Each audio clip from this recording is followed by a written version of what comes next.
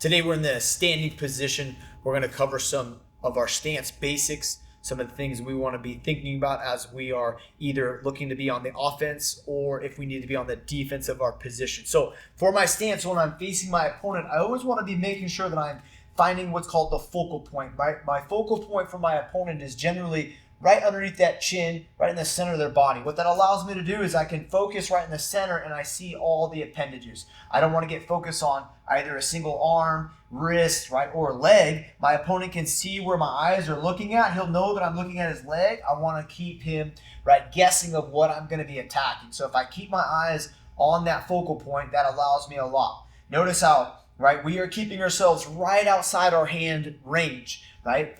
As we get closer, it is very likely that we're going to make connection. If you're not ready to make connection, you want to find yourself at that range that you can just barely touch your opponent without overreaching, without putting myself out of position.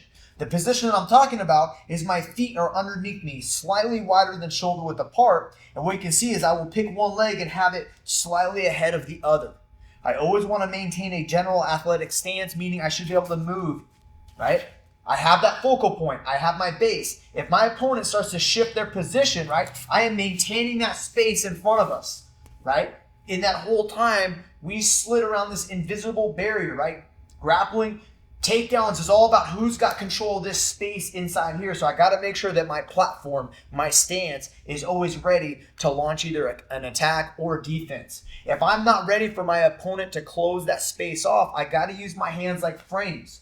Right, I can always look for these shoulder touches. When I'm reaching, what I want to focus on, right, is if I have my right leg in front, I want to reach with my left hand, my back hand.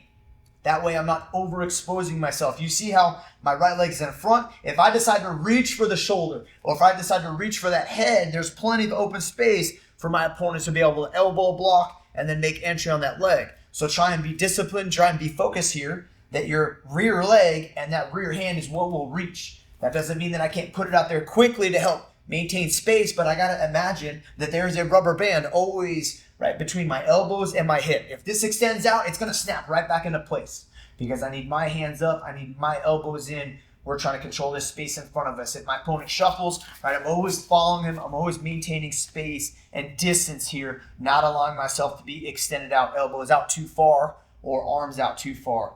Also want to think about our posture here.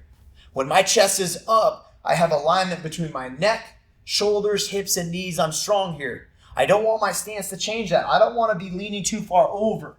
Right? When I'm leaning over, that's a big hinge on my hips. It's very easy. My opponent can grab onto my head. That's a big lever putting me down to the ground. So if I change my position, if I squat down, I keep my chest up. As my partner tries to pull me down, right, my legs can be springs here to help me absorb that. That's what's going to help us stay this upright position while we're hand fighting, right, which we're going to talk about next.